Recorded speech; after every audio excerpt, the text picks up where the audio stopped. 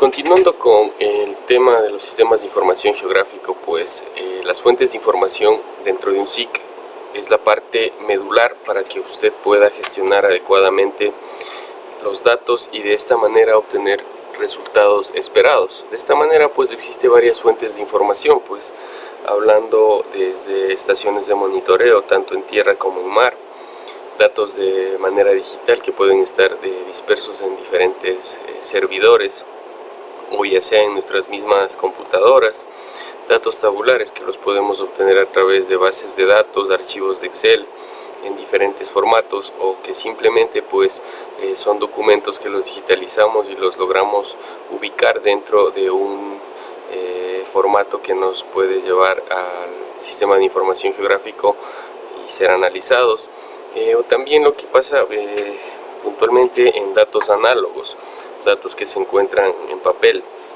fotografías y que de alguna manera tienen que ser interpretados para ser llevados al sistema de información geográfico. También datos en campo como son la toma a través de GPS, la toma a través de estaciones totales que son del ámbito topográfico y que también llevándolas a un marco de referencia pueden estar ubicadas dentro de un sistema de información geográfico. Otra cuestión también de resaltar pues son las fotografías aéreas, mismas que también nos brindan información muy valedera para los sistemas de información geográfico, y las imágenes que vienen de los diferentes satélites que están orbitando el espacio.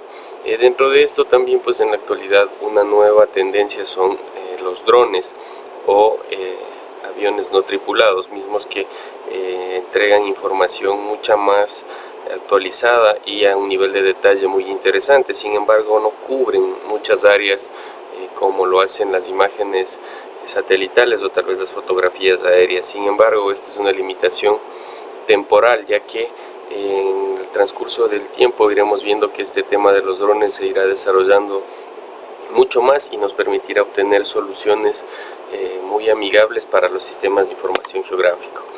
Todas estas fuentes de información, decirles que recaen en dos tipos de modelos que utilizan los sistemas de información geográfico para representar su información. Estos son modelo raster y modelo vector.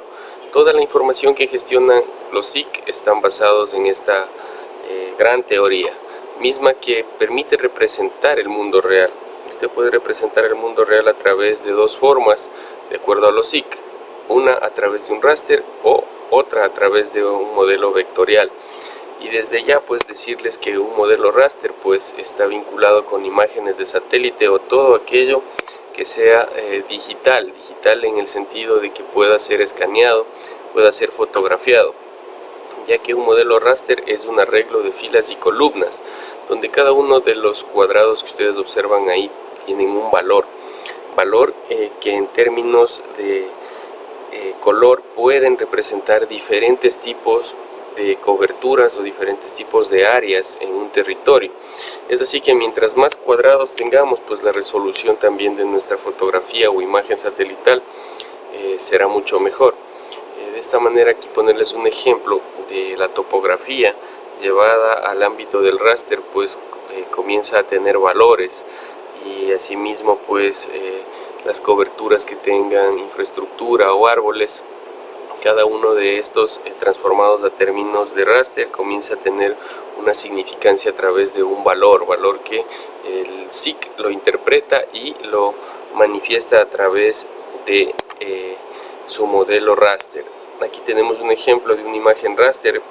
Cuando usted comienza a ampliar la fotografía o imagen, usted lo que comienza a ver son cuadrados o los conocidos como píxeles.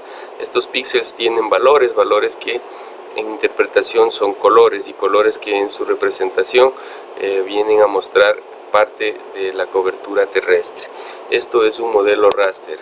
También dentro de un modelo raster hay que mencionar que debemos conocer que tiene una resolución espacial. ¿A qué se define una resolución espacial? Pues son el nivel de detalle que va a tener su fotografía o imagen satelital. Mientras más cuadraditos tenga, su resolución espacial será mucho mayor, y es lo que podemos ver aquí en un ejemplo de este polígono que representa una laguna. En la que tiene un píxel de aproximadamente de 16 por 16 celdas va a tener mucho más detalle que en el que vamos a tener de 4 por 4 celdas.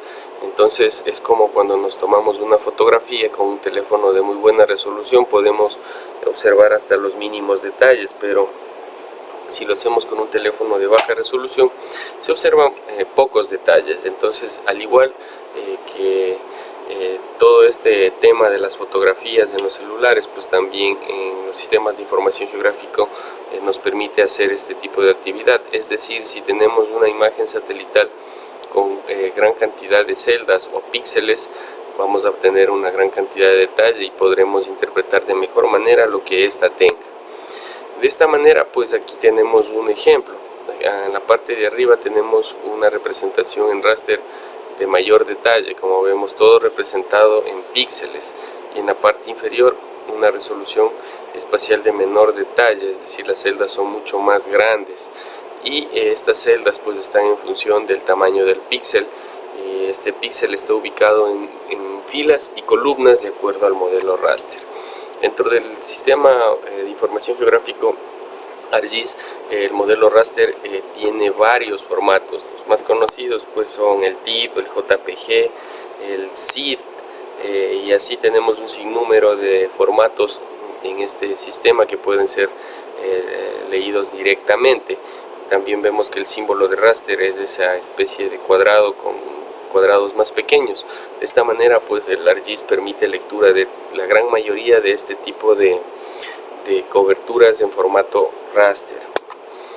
¿Qué ventajas tiene? Pues que este formato pues en sí permite un análisis espacial y estadístico realmente avanzado, pero para ello necesita también una computadora con una capacidad bastante interesante, ya que al procesar este tipo de geoinformación tiene que hacer análisis de cada elemento, es decir, de cada píxel, lo cual conlleva un gran consumo de memoria RAM y de recursos computacionales. También permite ejecutar sobreposiciones entre este tipo de información de manera muy visual que lo hace un poco hasta dinámico. Por otro lado, pues como representan valores, estos valores también tienen una tabla de atributos, como ya veremos en las clases prácticas, descubriremos la tabla de atributos que también tiene el modelo raster. También puede almacenar puntos, líneas, polígonos y superficies de manera uniforme. Lo único que está supeditado es al nivel de detalle, es decir, a la cantidad de píxeles que estos tengan. Mientras más píxeles podremos ver más detalles, mientras menos, de igual manera menos detalles. El siguiente modelo pues es el modelo vector, y este modelo vector es un tipo de modelo que representa al mundo por medio de figuras geométricas. Este es el más apegado a lo que tal vez nosotros conozcamos, ya que este modelo vectorial modela nuestro espacio a través de tres tipos de elementos, que son los puntos, las líneas y los polígonos. Este tipo de elementos pues los vamos a encontrar y los podremos digitalizar dentro de cualquier sistema de información geográfica, y son denominadas figuras geométricas de tipo primitivo, pero que son las que se utilizan mucho para representar diferentes tipos de realidades. Con este modelo usted puede representar bien trazada una laguna, un río, un asentamiento humano, o un punto puede llegar a representar una casa, un poblado, entre otras. Los datos vectoriales pues en sí, cuando son puntos, aquí les tenía un ejemplo. Pues ¿cómo puede ser un ejemplo? Si usted se pone a buscar hoteles en Guayaquil, pues le van a salir los puntos georreferenciados de estos lugares. Entonces esto es una entidad que no tiene longitud ni área. El punto es simplemente una ubicación que no posee dimensión, es adimensional, no posee área ni longitud. También otro tipo de ejemplo pues tendríamos los puntos de los hotspots en los lugares más calientes de la Tierra. Entre ellos está Hawái, Galápagos, son puntos, igualmente no tienen una área ni una longitud, simplemente indican que son sitios nada más. En tema de polígonos, pues en este tema de polígonos sí podemos representar áreas, y estos tienen características comunes. Por ejemplo, aquí áreas como que pues áreas del parque nacional o las zonas con BEMAR, pues esas son polígonos que tienen una área, y todas las cosas que estén dentro de este polígono tienen características comunes, como que por ejemplo pues todo lo que esté dentro de un parque nacional pues es intangible, no puede ser destruido o está en términos de conservación. Hablando de las zonas con BEMAR, pues todo lo que esté dentro de las zonas con BEMAR pertenece al territorio ecuatoriano, entonces tienen características comunes. Otro ejemplo, pues aquí podemos ver de polígonos, pues son las zonas de presencia de naves, ¿no? En este caso, estas naves se encuentran en la zona económica exclusiva y se representan con puntos, pero estos puntos muchas veces ingresan a las zonas no permitidas, y como es un polígono, pues son diferentes características. Esto únicamente como un ejemplo. Y aquí pues ya terminando el tema de datos vectoriales, pues volver a insistir que los datos vectoriales son de tipo punto, línea o polígono, en donde en la realidad espacial pues pueden representar, como vemos en el lado izquierdo en esa imagen, ciertas características del territorio, y en representación son puntos, y estos puntos también pueden tener atributos como cuál es altura, y en sí estos pueden representar alguna cuestión de accidentes geográficos. De líneas tenemos también pues el tema de los ríos, estos ríos que en su defecto tienen un ancho, un calado, una longitud, y para un polígono pues tendríamos el hecho de tener una laguna que tiene una superficie, una profundidad. Entonces de esta manera podemos representar nuestro territorio y nuestra realidad. Ventajas del modelo vector, pues que son una estructura bastante compacta, no necesita mucha memoria para su almacenamiento, no necesita tantos recursos computacionales y no necesita tanta experticia en el uso de los SIG, ya que se los puede utilizar de una manera mucho más amigable al dibujarlos. Son también vinculantes con bases de datos, y cuando se hace una reproyección también son mucho más fáciles de ejecutar. Entonces son una buena forma también de iniciar en los sistemas de información geográfico, no echando de menos que sean no muy útiles, sino que son las primeras instancias de un SIC previo a hacer análisis un poco más avanzados a través del raster. Aquí quería hacer una representación de lo que es un modelo vector versus un raster. Pues si tengo un punto, este punto se representará en un cuadrado del raster. Pues si tengo una línea, que es una línea representando a un río, como lo vemos en la parte superior, esta misma línea en un formato raster se representaría de esta manera.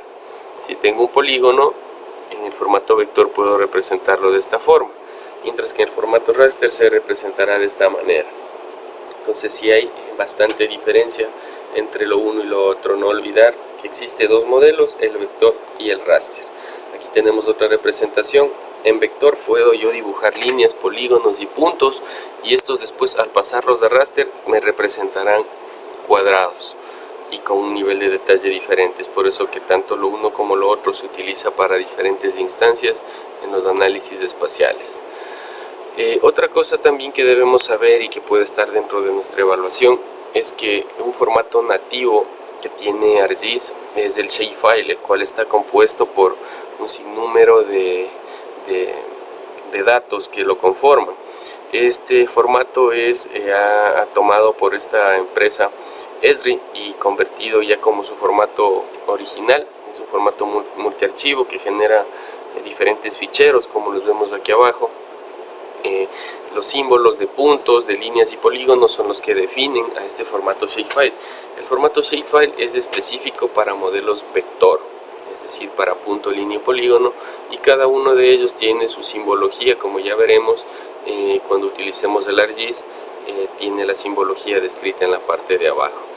El formato shapefile tiene todas estas extensiones, en donde las tres primeras de arriba pues tienen temas muy importantes del archivo, que si es que se daña pues no podríamos recuperarlos, como cuáles, por ejemplo, entidades geométricas, la base de datos, el índice de las entidades geométricas, y muchas veces estos archivos que se encuentran en la parte de abajo suelen ser opcionales.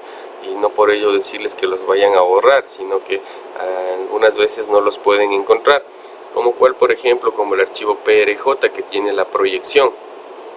Muchas veces nos van a pasar archivos sin proyección y no va a contener este PRJ. Este archivo se lo puede generar una vez que se proyecte el vector en el sistema de información geográfico. Entonces este archivo vector es un archivo multiformato que tiene mucha información que no la debemos borrar, porque si borramos uno de ellos tal vez no nos pueda funcionar nuestro archivo. Siempre que generemos un archivo vector vamos a tener como mínimo 7 archivos que pertenezcan a este documento. Si genero una línea que tenga un río, una vez que yo la guardaré en formato shapefile y posteriormente esta línea tendrá 7 archivos que contienen esa información. Como les dije, solo vamos a observar más adelante y en la práctica. Aquí está un ejemplo de un aeropuerto, por ejemplo, que es un formato vector tipo punto, porque los aeropuertos los tenía guardados como puntos. Entonces aquí se generan los archivos que les mencioné anteriormente.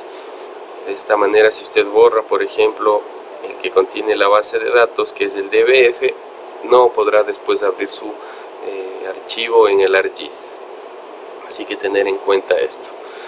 Por otro lado, pues también ahora a nivel estatal, muchas de las instituciones solicitan que toda esta información generada en ArcGIS se encuentre dentro de una geodatabase. También vamos a ver cómo se genera una geodatabase y cómo esta geodatabase es almacenada a través de Features Dataset y también de Feature Class. Podemos también guardar temas de rasters, pero se convierte en un tema de espacio también muchas veces. Sin embargo, tiene esa factibilidad y muchas veces, como les decía, las instituciones están solicitando que toda la información sea llevada en una sola geodatabase, y también es mucho más amigable para nosotros en el momento del transporte de la información, ya que transportamos un solo archivo que tiene una extensión .gdb, que es propio de Geodatabase y también que es propio del ArcGIS. Aquí haciendo un resumen, pues como les decía, el formato vector está asociado en ArcGIS con shapefile. Hay 3 tipos: puntos, líneas y polígonos. En el dataset de ArcGIS se lo visualiza de esta manera y es considerado un layer. Cuando hablemos de raster, pues va a tener esta simbología, como la de TIN también, que es un tipo raster y es considerado un layer. Y cuando hablemos de geodatabases, pues vamos a tener este simbolito de acá. Todo esto vamos a verlo ya en la práctica. Sin embargo, importante que ustedes lo tengan claro para que no se pierdan cuando yo diga vamos a crear un archivo shapefile tipo línea y usted escoja el símbolo correspondiente. En su defecto le salga un símbolo tipo raster, lo sepa identificar, o le salga un símbolo tipo base de datos, sepa que es una geodatabase. O en su defecto, si se le crean 7 archivos, sepa que esos 7 archivos son vinculantes a la entidad que usted está creando. También hay otros formatos, como cual por ejemplo los de Google Earth, Google Maps, los del AutoCAD, que también se los puede importar al ArcGIS a través del .dwg. También tenemos los GPX, que son formatos de los GPS, que también los puede leer el ArcGIS. También tenemos los WFC, WMS, que ambos son ya para servicios de temas de IDES, infraestructura de datos espaciales, y esto ya es un poquito más avanzado, en donde uno tiene que conocer un poco de infraestructura de datos espacial. De esta manera, pues retomando un poco y haciendo un poco de resumen de lo que habíamos conversado, pues la adquisición de la información yo la puedo hacer en campo, y aquí un ejemplo. Fui al campo con un GPS, ¿sí? Y con este GPS yo tomé varios puntos. A estos puntos yo los descargué y los llevé a un archivo de Excel. En este archivo de Excel yo puedo a estos puntos llevarlos a un sistema de información geográfico con todas las características y bondades que el GPS me entregó. O en su defecto, pues un archivo de Excel que yo ya haya tenido con coordenadas lo puedo llevar a un sistema de información geográfico. Eso también es parte de la práctica que se ejecutará. Aquí tenemos también cómo podemos ejecutar procesos de adquisición de información. Un proceso de obtención de información, podemos hablar del escaneo, que para el escaneo se utilizan escáneres de alta precisión, en donde se genera un raster, como ya vimos, ¿no? Que todo lo que son imágenes son raster, y este raster pues en su defecto puede pasar a ser un modelo vector si es que yo en la pantalla lo dibujo o lo digitalizo, que también vamos a ver un ejemplo. Y pues ya esta pantalla que está digitalizada en modo vector, pues puede incorporarle atributos como cuáles, altura, tipo de coberturas, entre otras. Otro proceso de digitalización es el manual, es el que usted a través de la observación visual comienza a dibujar en la pantalla y genera su modelo vector, y igualmente le coloca atributos. Y finalmente pues la digitalización ya netamente en sí, que nos permite generar información a través de la observación directa, y que de igual manera a través de una edición permite ingresar datos. De esta manera pues en esta parte del curso quiero dejarles 3 bibliografías muy importantes y que les van a ser de utilidad para aclarar los conceptos de raster y vector y saber si son elementos importantes o no, pues ya que en eso se basa toda la teoría de los sistemas de información geográfica, para lo cual les invito a revisar esta bibliografía que les dejaré a su alcance. Y también les coloco, para aquellos que les guste el tema de las imágenes satelitales, y que la imagen satelital es un modelo vector, les dejo un listado actualizado, bueno, ni tan actualizado, de las principales satélites que tenemos y sus características con sus resoluciones, serían los números de píxeles, para que vayan ustedes familiarizándose con el tema. Otra de las partes importantes de conocer al manejar sistemas de información geográfica es la escala, en donde por su definición pues podemos decir que es la distancia medida en el terreno y su correspondiente distancia medida en el mapa. De esta manera existe una relación directa entre estos dos elementos, en el mapa y en el terreno. De esta manera aquí les planteo un ejemplo.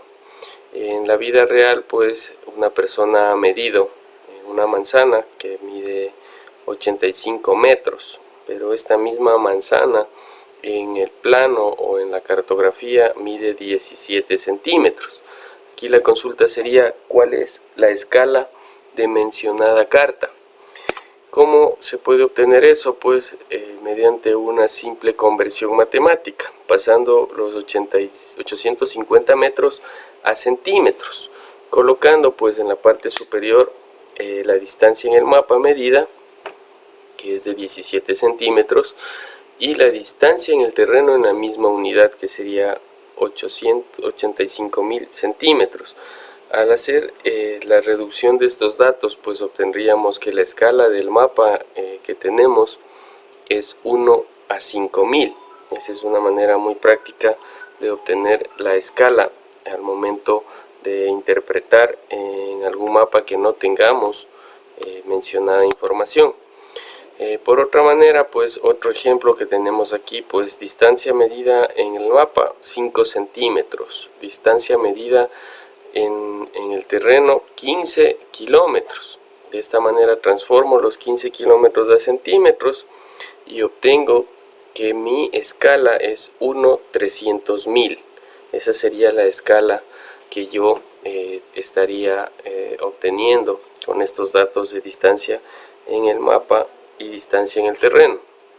Muy importante tomar en cuenta que el 1 es el numerador y el valor que se encuentra junto a en este caso que es 50.000, es el denominador, que es el área real.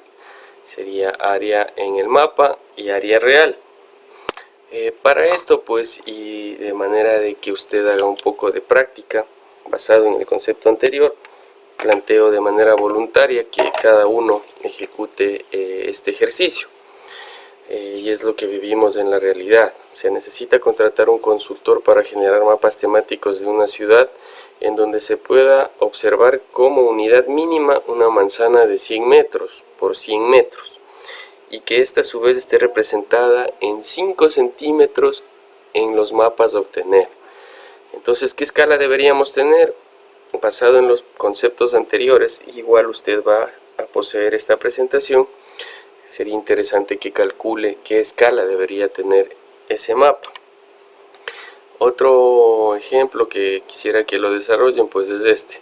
Una vez generado un mapa temático con la escala anteriormente calculada, se procede a medir con una regla una carretera en el mapa impreso, donde se obtiene una longitud de 3.7 centímetros. ¿Qué distancia tendrá esta carretera en la realidad? ¿Cómo lo obtengo? Con la misma relación, distancia en el terreno, distancia en el mapa y conversión de unidades. Algo muy sencillo, un reto para aquellos que lo quieran hacer, pues para quienes no hay ningún problema. Igual esto a la final, en el momento de la práctica, realizaremos un ejercicio completo. Y acá un último ejercicio. Compré un mapa impreso en escala 1/25.000 y deseo saber qué distancia tendrá el mapa impreso una ciudad que tenga un diámetro de 1500 metros. ¿Qué distancia tendrá en el mapa impreso una ciudad que tiene de diámetro 1500 metros? Es decir, cuántos centímetros en el mapa tendrá esa ciudad de 1500 metros en la realidad basado en esa escala. Si les interesa, pues se queda planteado ese pequeño reto. Hablar también de la escala pues es hablar de dos temas. Existe la escala numérica, que como gente que manejamos el tema de SIC debemos conocer que la escala numérica es la que se representa unos 100.000, unos 50.000, lo cual significa que un centímetro en el mapa está representado al valor o equivalencia en su realidad de acuerdo al concepto antes planteado. Por ejemplo, aquí si decimos que tenemos un mapa escala 1/100.000, esto significa que por cada centímetro en el mapa este equivale a 1 kilómetro en la realidad, es decir, 1000 metros en el ejemplo de esta escala que tenemos acá arriba. También tenemos escala gráfica. Esta escala gráfica es un poco ya más visual y esta nos sirve para cuando queramos medir de manera directa en nuestros mapas. Esta escala gráfica se genera directamente en el ArcGIS, suele ser representada en kilómetros o en las unidades que usted decida. Eso también es a disposición del usuario en el sistema de información geográfica. Y aquí un poco más ampliado el tema de las relaciones de mapa y terreno. Si es que en algo se confundieron anteriormente, este cuadrito va a ayudarles mucho. Por ejemplo, la escala del mapa 1/500.000 significa que un centímetro en el mapa equivale a 5 metros en la realidad. Una escala 1/500.000, un centímetro en el mapa son 500 metros en la realidad. Todo esto es basado a conversiones y a distancia en el mapa, distancia en el terreno. Existen diferentes categorías y escalas de mapas, pues hay mapas escala mundial, planetaria, en donde, como ustedes pueden ver, pues su nivel de representación o su nivel de escala es muy grande. Es decir, mientras más grande sea la representación, mucho más grande será la escala que nosotros vamos a tener.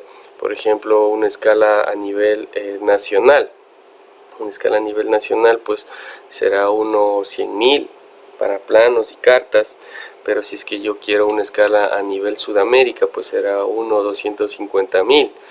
Entonces de esa manera uno puede inferir que la escala está vinculada con mientras el valor sea mayor, más grande es su escala, mientras más pequeño, más pequeña es la apreciación de los detalles dentro de la cartografía. Existe también dos tipos de cartografía, pues la cartografía básica, que en nuestro país la ejecuta el IGM, y la cartografía temática, que la ejecutamos todos aquellos que tenemos manejo de sistemas de información geográfica en algún nivel. Generamos cartografía temática. La cartografía básica nos sirve como un instrumento para generar cartografía temática y de esta manera pues obtener algún producto diferente al que nosotros queremos. En el tema de los sistemas de coordenadas, pues los sistemas de información geográfico manejan ciertas condicionantes, y para lo cual hay que conocer la diferencia entre coordenadas planas, que vienen dadas por tres elementos que son X, Y y Z, coordenadas polares, que casi ya no se usan, y coordenadas esféricas. Estas últimas son las que se representan en los sistemas de información geográfico a través de los denominados meridianos y paralelos, en donde cada uno pues es una línea imaginaria trazada sobre la superficie de la Tierra. Estos paralelos están vinculados con el ecuador, que es el paralelo 0, y los meridianos con el meridiano de Greenwich, que es el meridiano 0 correspondientemente. De esta manera, pues cuando hablamos de longitud, vamos a hablar de que esta longitud puede ser negativa si nos encontramos al oeste, o positiva si nos encontramos al este, y la distancia angular será el valor que nos entrega en términos de longitud, tomando en cuenta su punto de partida, el meridiano central o Greenwich.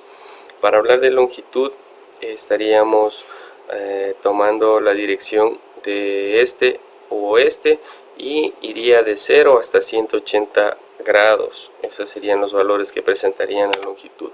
Para términos de latitud, pues como ustedes ya saben, el meridiano central de la latitud es el ecuador, y este está vinculado con valores que van de 0 a 90 grados, debido a su procedencia y debido a su conformación. Todo lo que se encuentre debajo de la línea ecuatorial, como sabemos, pues es el signo negativo y es sur. Todo lo que esté sobre la línea del ecuador va a ser norte y tendrá su signo positivo. Aclarando un poco más este concepto, aquí tenemos un plano del mundo, en donde cada uno está dividido en cuadrantes, en donde nosotros, siendo Ecuador, nos encontramos en una latitud sur, longitud oeste, es decir, vamos a tener doble signo negativo. Pero sin embargo, recuerden que el Ecuador también tiene parte en el hemisferio norte. Entonces ahí vamos a tener la parte de Esmeraldas, del Carchi, tiene latitud positiva y longitud negativa. Esto ya lo vamos a ver en el tema un poco más práctico. Sin embargo, usted debe ir conociendo que esos son los signos que se presentan cuando uno se encuentra generando cartografía en sistemas de coordenadas geográficas. Aquí una representación, pues pasando el límite del ecuador hacia arriba tenemos latitud norte y longitud oeste, hacia abajo latitud sur, longitud oeste. ¿Sí? Cuando estemos haciendo cartografía en esas zonas debemos tener en cuenta eso.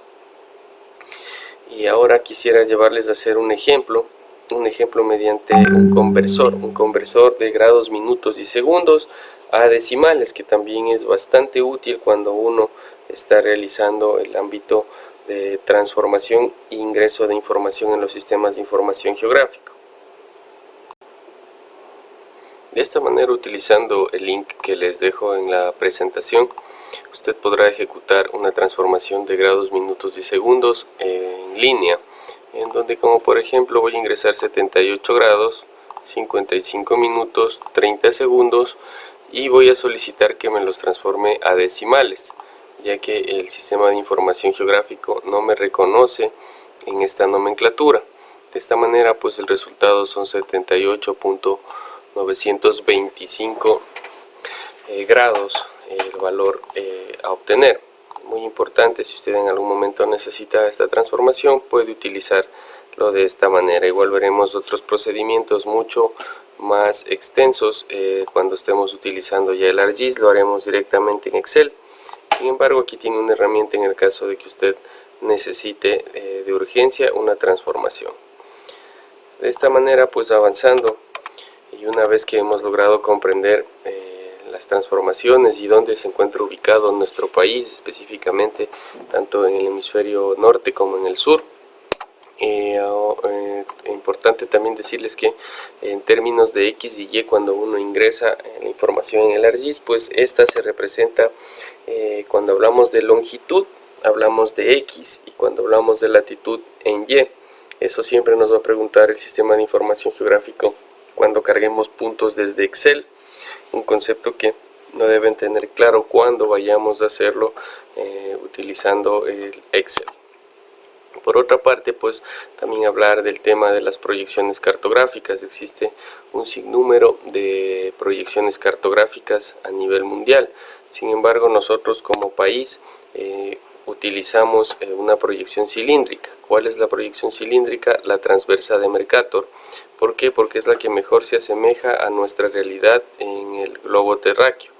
De esta manera, pues, este sistema de coordenadas UTM significa Universal Transversal de Mercator y es una proyección de tipo cartográfico basado en cuadrículas y un modelo elipsoidal, en donde esta elipse es colocada dentro de una esfera y esta esfera recibe la proyección de cada uno de los puntos, y al expander esta esfera de papel, pues los puntos quedan proyectados en ella, generando ya un plano en coordenadas UTM.